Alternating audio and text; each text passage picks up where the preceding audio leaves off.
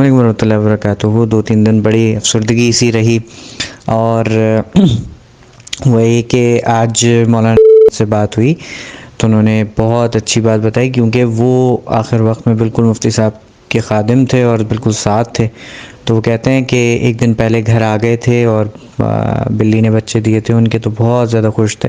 اور اس کے بعد یہ ہوا کہ جب پیر والے دن دوبارہ داخل ہوئے تو ظہر سے ہی بار بار بلا کے کہہ رہے تھے کہ مجھے کلمہ پڑھانا ہے تم نے۔ تو وہ کہنے لگے مفتی صاحب آپ نے ساری زندگی قرآن حدیث پڑھائی ہے، آپ کیوں اتنا پریشان ہو رہے ہیں؟ ویسے بھی ہم ابھی داخل ہوتے ہیں، آپ آتے ہیں، پھر ہم گھر چلے جائیں گے، ابھی واپسی آ جائیں گے۔ کہتے ہیں نہیں بس یہی وقت ہے کلمے کا، اور ڈاکٹروں کی باتوں میں مت آنا، بیہوش ویوش نہیں کرنا، پائپ وائپ نہیں لگوانا۔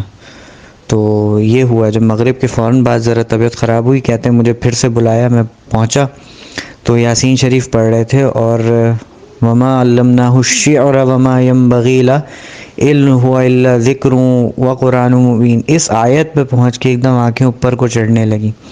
تو کہہ رہے ہیں وہ اور ان کے بیٹے دونوں ساتھ ہی تھے، تو انہوں نے اشہد ان لا الہ الا اللہ پڑھا، تو مفتی صاحب کی زبان سے جاری ہوا اشہد ان لا الہ، بس اس کے بعد کچھ نہیں بول سکے، اور پھر چند منٹوں بعد ہی جو سانسیں تھیں وہ چلی گئیں۔ السلام علیکم ورحمۃ اللہ وبرکاتہ۔ وہ 2-3 دن بڑی افسردگی سی رہی، اور وہی کہ آج مولانا سے بات ہوئی تو انہوں نے بہت اچھی بات بتائی، کیونکہ وہ آخر وقت میں بالکل مفتی صاحب کے خادم تھے اور بالکل ساتھ تھے۔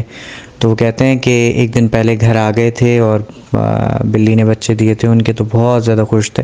اور اس کے بعد یہ ہوا کہ جب پیر والے دن دوبارہ داخل ہوئے تو ظہر سے ہی بار بار بلا کے کہہ رہے تھے کہ مجھے کلمہ پڑھانا ہے تم نے۔ تو وہ کہنے لگے مفتی صاحب آپ نے ساری زندگی قرآن حدیث پڑھائی ہے، آپ کیوں اتنا پریشان ہو رہے ہیں؟ ویسے بھی ہم ابھی داخل ہوتے ہیں، آپ آتے ہیں، پھر ہم گھر چلے جائیں گے، ابھی واپسی آ جائیں گے۔ کہتے ہیں نہیں بس یہی وقت ہے کلمے کا، اور ڈاکٹروں کی باتوں میں مت آنا، بیہوش ویوش نہیں کرنا، پائپ وائپ نہیں لگوانا۔ تو یہ ہوا جب مغرب کے فوراً بعد ذرا طبیعت خراب ہوئی، کہتے ہیں مجھے پھر سے بلایا، میں پہنچا تو یاسین شریف پڑھ رہے تھے، اور وما علمناہ الشعر وما ينبغی لہ علم ہوا الا ذکر و قرآن مبین، اس آیت پہ پہنچ کے ایک دم آنکھیں اوپر کو چڑھنے لگیں۔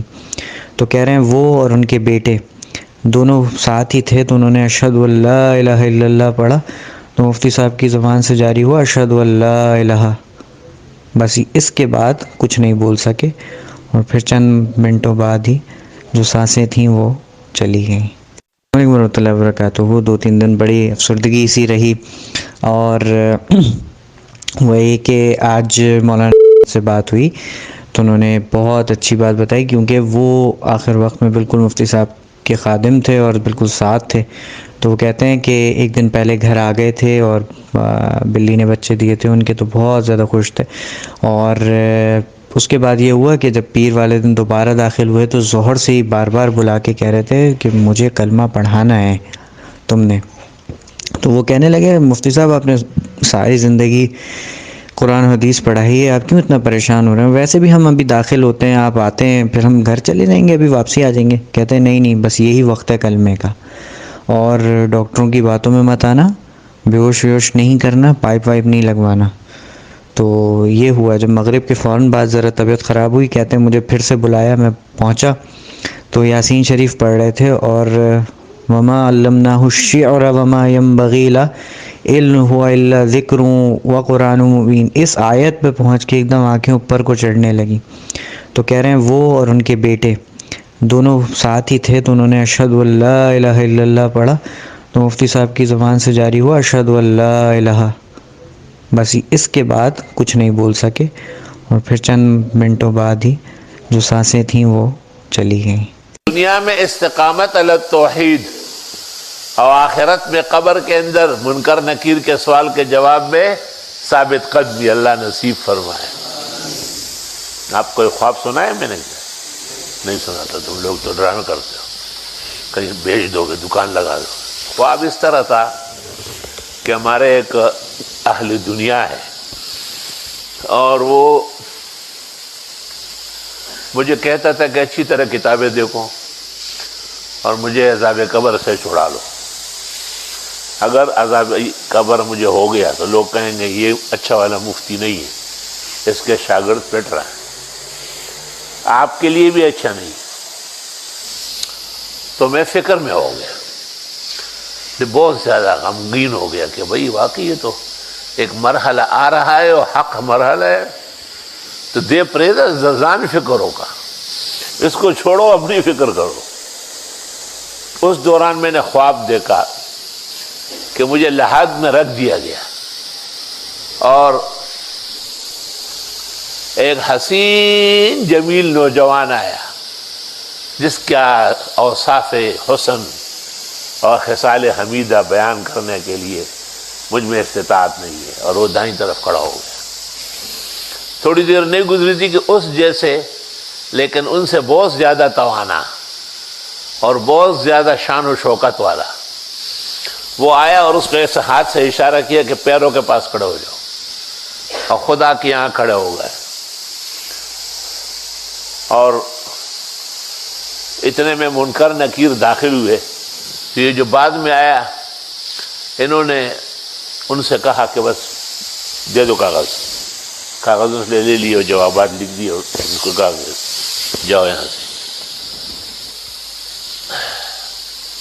اور مجھے کہا کہ بات ہوئی ہے، ایک بائیں طرف کھڑکی کھولتے ہیں، اندر سے کوئی آئے گا کھولے گا تو آپ جنت کے مناظر دیکھیں گے تو آپ کو کوئی پریشانی نہیں ہوگی۔ تو میں نے پوچھا تو انہوں نے کہا کہ یہ جو پہلے آئے ہیں یہ صلاۃ الفجر ہے کہ آپ ہر حال میں فجر نہیں چھوڑ دیتے، اور یہ میں خود قرآن مجید ہوں کیونکہ آپ نے شرق اور غرب میں میری آواز پہنچائی۔ اللہ اس کو سچا کر لے، خدا ایسے ہی مجھے بھی میرے شاگردوں کو بھی نصیب فرمائے۔ ہاں مزہ آیا خدا کی قسم، میری توفیق ہوتی تھی میں سونا اور چاندی تمہیں بانٹ دیتا تھا۔ کیا خواب ہے جی۔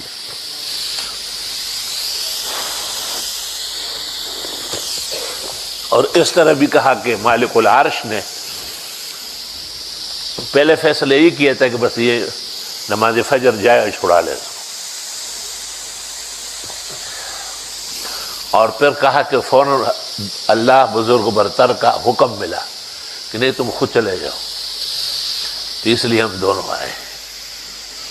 قرآن میں بعد میں دیکھا کہ حضرت اقدس امام الحسن مولانا انور شاہ صاحب نے طبرانی کے حوالے سے لکھا ہے کہ صلوات جو ہے یہ دائیں طرف کھڑی ہوگی، زکوات بائیں طرف، صدقات پیروں کی طرف، اور ایمان و قرآن سرحانے۔ اللہ اللہ کیا شان و شوکت ہے۔ یہ دنیا کی نعمتیں تو کوئی نعمت ہی نہیں ہے اس کے سامنے، بس یہ نعمت ہے کہ اسلام ہے، ایمان ہے، قرآن ہے،